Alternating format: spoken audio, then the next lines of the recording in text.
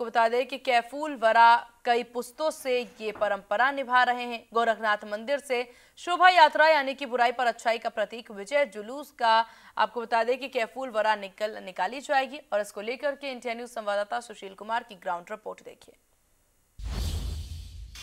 वर्षों से चल रही परंपरा को योगी आदित्यनाथ गोरक्ष पीठाधीश्वर की भूमिका में रहकर निभाते चले आ रहे हैं।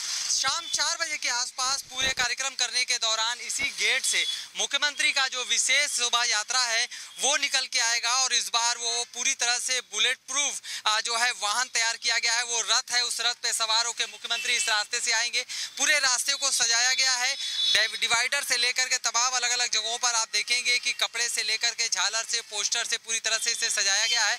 और ठीक सामने मेरे बगल में आप देख रहे हैं, क्योंकि गंगा जमनी की तहजीब गोरखपुर में भी देखने को मिलती है तमाम अलग अलग जगहों पर। ऐसे में मुख्यमंत्री को भले ही हिंदुत्व का चेहरा माना जाता है, लेकिन वर्षों से ये जो परंपरा है, चौधरी कैफूल वरा अंसारी जो हैं, जो कि बुनकर समाज से आते हैं और उनके यहाँ पर मुख्यमंत्री का काफिला आते हुए स्वागत करते हैं, फिर वो आगे बढ़ता है। और ऐसे में ये वर्षों से ये कार्यक्रम करते चले आ रहे हैं। यानी इस कार्यक्रम का उद्देश्य सिर्फ इतना है कि आप समझिए कि जो गंगा जमुनी तहजीब है वो यहाँ पर देखने को मिलती है। और कैफूल वरा जी इसको लेकर तैयारी भी कर चुके हैं पूरा। देखिए थाली जो है, फूलों की थाली भी सजी हुई है और गुलाब की पंखड़ियां भी हैं। और उसके बाद ये आप देखेंगे साधु संतों को देने के लिए ये गेरुआ कलर का जो तौलिया है वो है। यानी पूरी तैयारी यहाँ पे कर ली गई है। कैफूल वरा जी हमारे साथ मौजूद हैं। कैफूल वरा जी, मुख्यमंत्री योगी आदित्यनाथ मुख्यमंत्री के साथ साथ गोरक्ष पीठाधीश्वर की भी भूमिका बखूबी निभाते हैं। आप मुस्लिम समाज से आते हैं, बुनकर समाज से आते हैं, कितने वर्षों से ये परंपरा निभा रहे हैं और जैसा कि उन्हें हिंदुत्व का चेहरा कहा जाता है, फिर ये परंपरा लोगों के कहीं ना कहीं जो तमाम सवाल या तमाम बातें उठाते हैं उसको पे कितना विराम लगाता है? जो लोग समाज में इनके खिलाफ बातें करते हैं उनका इनसे कभी संबंध ही नहीं हो पाया, वो इनसे दूरी बना के रखते हैं। जो लोग दूरी नहीं बनाएंगे, इनके पास आ जाएंगे अपनी किसी भी तरह की समस्या को लेकर के, वो हमेशा उसके साथ रहेंगे, जो सही होगा उसके साथ रहेंगे। हम लोगों का तो कई मर्तबा का इस तरह का इत्तेफाक पड़ा है कि हमारा जो भी काम रहा और वो दूसरे समाज से भी रहा, लेकिन जो उसमें सही था उसी का सपोर्ट उन्होंने किया। लेकिन वो सही होना चाहिए, गलत नहीं। गलत की पैरवी कभी नहीं। बात आपने देखी, बिल्कुल चीजों का बढ़ावा न देने का सेंस सिर्फ इतना है कि वो हमेशा सच्चाई का साथ देते हैं और हिंदू मुस्लिम की बातों को लेके जो लगातार तमाम तरह की बातें कहते हैं उसकी अगर सच्चाई की बानगी अगर आपको देखनी हो तो गोरखपुर के कैफूल वरा जी के पास आइए। वो आपको बताते हैं कि मुख्यमंत्री योगी आदित्यनाथ या गोरक्ष पीठ की अगर बात करें तो वहाँ हिंदू मुस्लिम कोई व्यक्ति नहीं है। कोई भी व्यक्ति अगर अपनी फरियाद लेके जाता है उनकी फरियाद को वो सुनते हैं और अगर एक बार उनके पास चला गया तो उनका होकर रह जाता है। फिलहाल आज जो ये विजय जुलूस निकलेगा वो 4 बजे के आसपास गोरखनाथ मंदिर से निकलेगा और इस रास्ते होते हुए जहां कैफूल वरा जी उनका स्वागत करते हैं वहां पर 2 मिनट रुकते हैं और उसके बाद स्वागत होने के बाद फिर ये विजय जुलूस आगे बढ़ता है और मानसरोवर मंदिर के बाद रामलीला पर जाकर समाप्त होता है। वीडियो जर्नलिस्ट बंटी के साथ सुशील कुमार। वहीं विजयदशमी का पर्व गोरखनाथ मंदिर में परंपरागत रूप से श्रद्धा, भक्ति और हर्षोल्लास के वातावरण में धूमधाम से मनाया जाएगा। सीएम योगी ने सुबह गुरु गोरखनाथ का विशिष्ट पूजन किया और शाम को विजय रथ पर सवार होकर पारंपरिक शोभा यात्रा की अगुवाई करेंगे। शोभा यात्रा का समापन मानसरोवर रामलीला मैदान में होगा, जहां सीएम प्रभु श्री राम का पूजन और राज्याभिषेक करेंगे। देखिए इंडिया न्यूज संवाददाता सुशील कुमार की ये रिपोर्ट।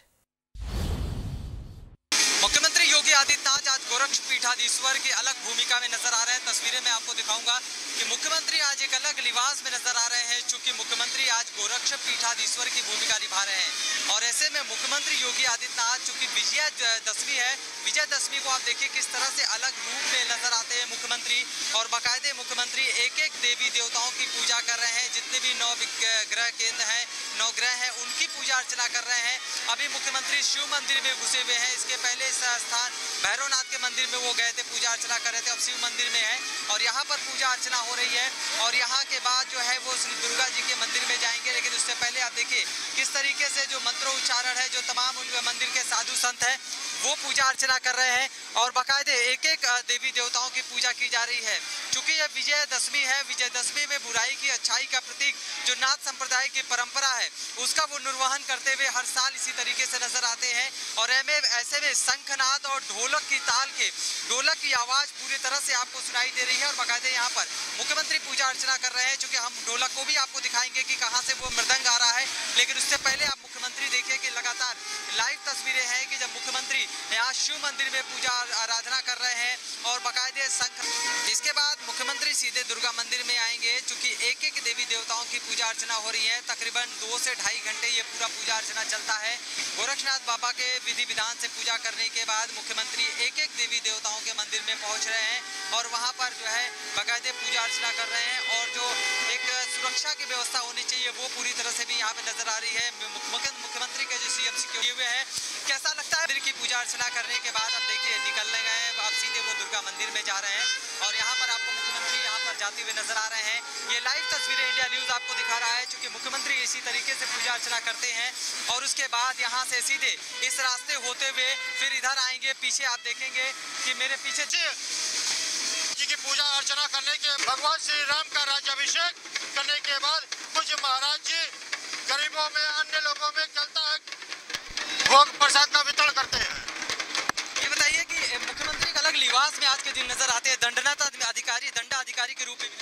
ये पुरानी परंपरा है जो बाबा परम पूज्य गोरक्षपीठाधीश्वर राजसी वेश में एक समय पे उतरते हैं। बाबा गुरु गोरक्षनाथ जी की आरती करते हैं।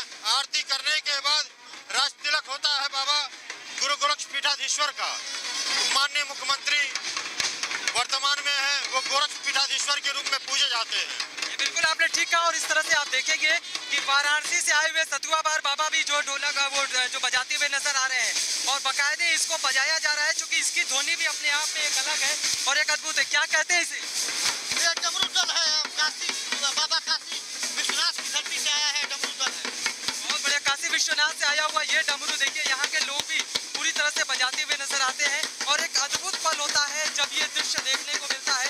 चारों तरफ आप देखेंगे केवल डम डम डम डम डम डम डम डम की आवाज आपको नजर आएगी और जो लोग यहाँ पर खड़े हुए जो हाथों में अस्त्र शस्त्र लिए हुए हैं वो लोग नजर आते हैं और अपने आप में अद्भुत पल होता है जब मुख्यमंत्री इस विजय जुलूस में शामिल होते हैं। पूरे मंदिर के 9 ग्रहों की देवी देवताओं की पूजा अर्चना करते हैं, उसके बाद शस्त्रों की पूजा होती है और फिर उसके बाद दीपोत्सव होता है। हम बारी बारी हर चीज को दिखाते जाएंगे। फिलहाल अभी मुख्यमंत्री योगी आदित्यनाथ मंदिरों की पूजा करते हुए नजर आ रहे हैं। वीडियो जर्नलिस्ट बंटी के साथ सुशील कुमार, इंडिया न्यूज, गोरखपुर।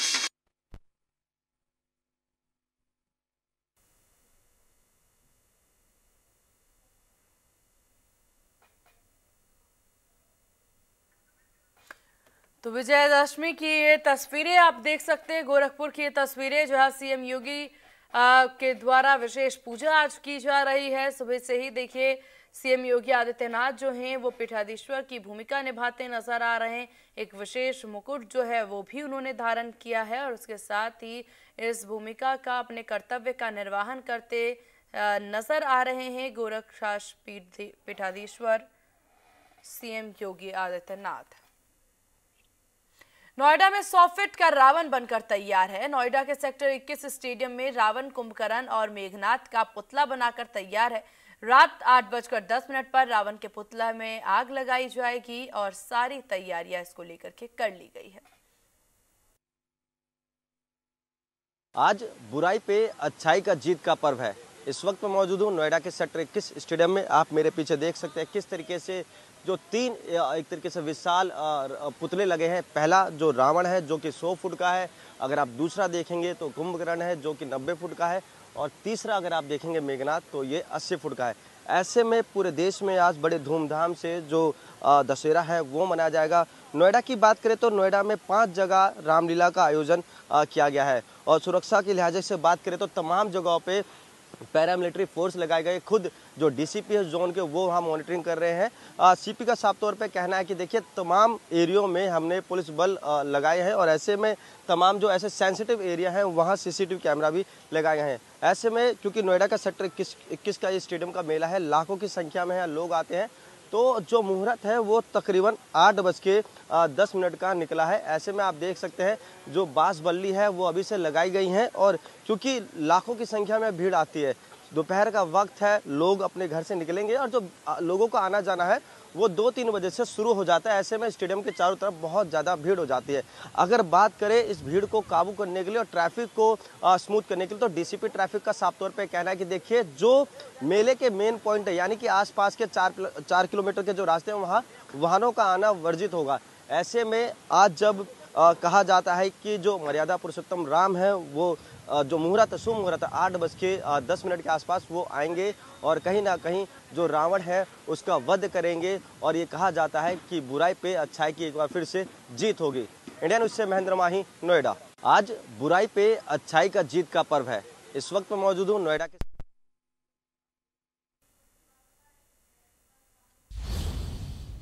तो बुराई पर अच्छाई की जीत के पार विजयदशमी को लेकर आज पूरे देश में हर्ष और उल्लास का माहौल है। पूरे देश में आज जगह जगह पर बुराई के प्रतीक रावण के पुतले का दहन किया जा रहा है।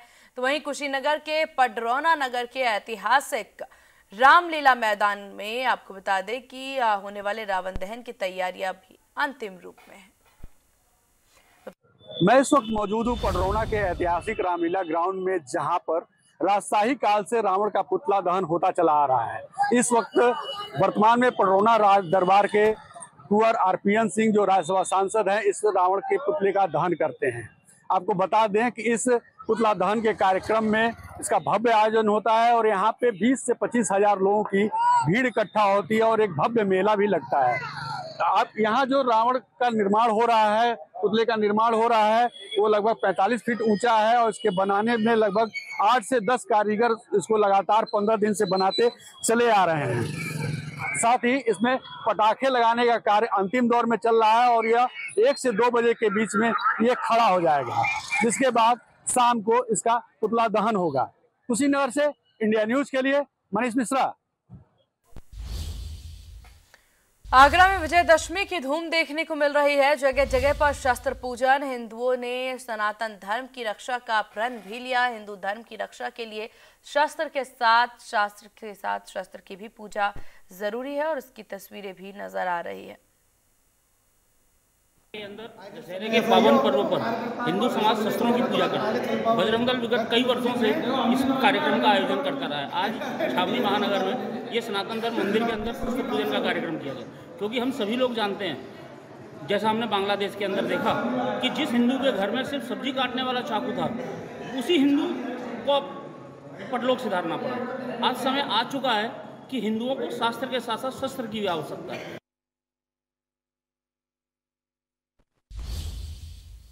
त्योहारों को लेकर के यूपी में अलर्ट जारी किया गया है। सभी बॉर्डर पर सुरक्षा बढ़ाई गई है और सिविल पुलिस रेलवे ट्रैक पर भी नजर बनाएगी। इंडिया न्यूज संवाददाता अभिषेक सिंह की रिपोर्ट देखिए।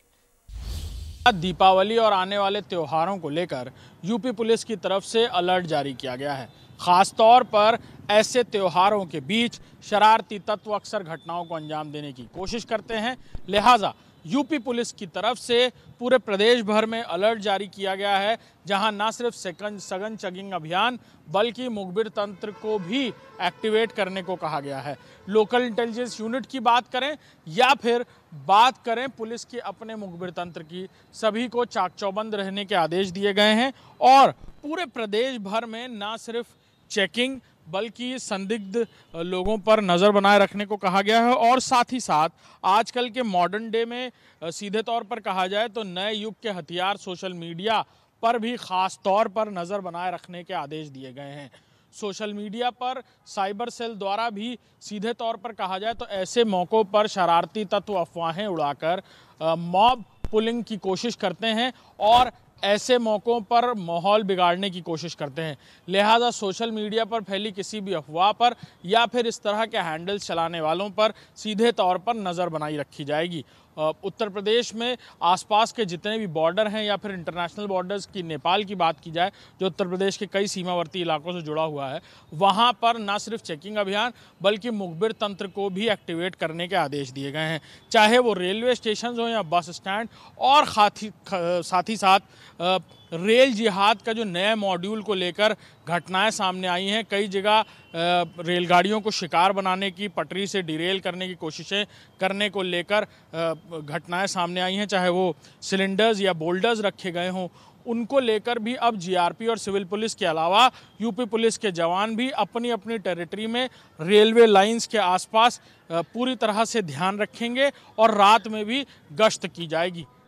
कैमरामैन दीपक के साथ अभिषेक सिंह, इंडिया न्यूज़, लखनऊ।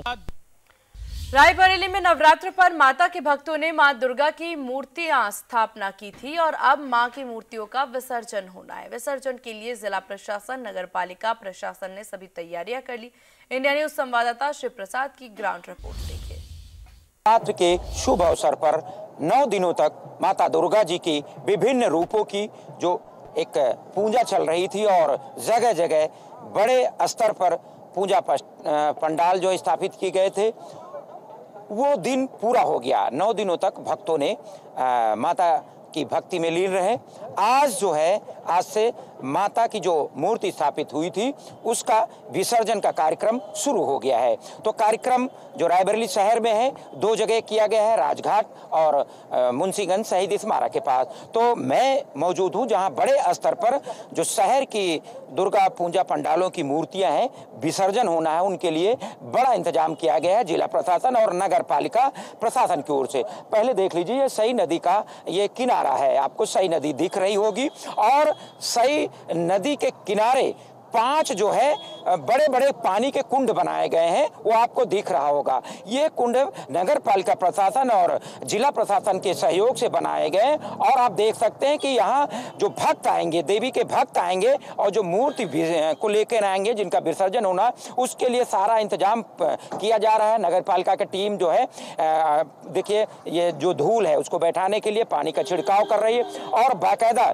यहाँ पर जो है प्रशासनिक अफसर SDM आपको दिख रहे होंगे, वो निरीक्षण कर रहे हैं और बड़ी स्तर पर जो खासकर सुरक्षा के जो इंतजाम किए गए हैं, बड़े स्तर पर यहाँ पुलिस मौजूद है, पुलिस के पिकेट मौजूद है, फायर ब्रिगेड की गाड़ियां मौजूद हैं।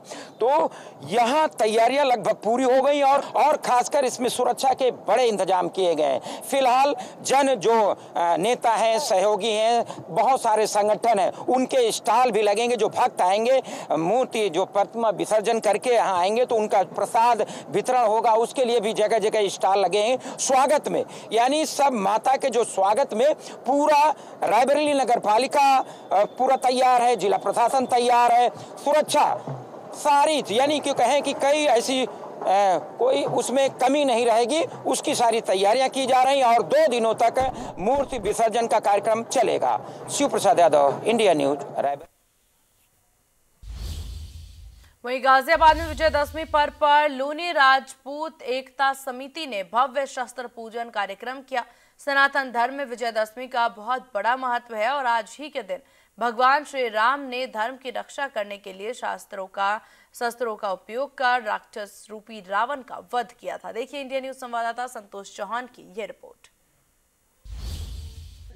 सनातन धर्म में विजयदशमी का बहुत बड़ा महत्व है और जिस तरीके से जो विजयदशमी का पर्व है, श्री राम से प्रेरणा मिलती है कि श्री राम ने धर्म की रक्षा के लिए शस्त्र उठाया था और उसी को से प्रेरणा लेते हुए ये जो धर्म की रक्षा है उसके लिए आज विजयदशमी के पर्व पर राजपूत एकता समिति लोनी के द्वारा जो है विजयदशमी के पर्व पर शस्त्रों की पूजा की जा रही है। शस्त्रों का पूजन करते हुए आज जो है अपने गौरवमय इतिहास के बारे में बताया जाता है कि किस तरीके से हमारे पूर्वजों ने धर्म की रक्षा के लिए जो शस्त्र उठाए थे और उनको जो है किस तरीके से धर्म की रक्षा की उन्होंने, ये प्रेरणा देने के लिए विजयदशमी के पर्व पर शस्त्रों का आज पूजन किया जा रहा है। हमारे साथ बहुत सारे युवा यहाँ पे पहुंचे हुए हैं जो कि आज ये जो नई पीढ़ी है उसको ये बताने के लिए काफी संदेश दिया जाएगा, क्योंकि जिस तरीके से अभी जो है धर्म की रक्षा को लेकर सनातन धर्म में बहुत सारे लोग अलग अलग तरह से कुरीतियां फैला रहे हैं, उसको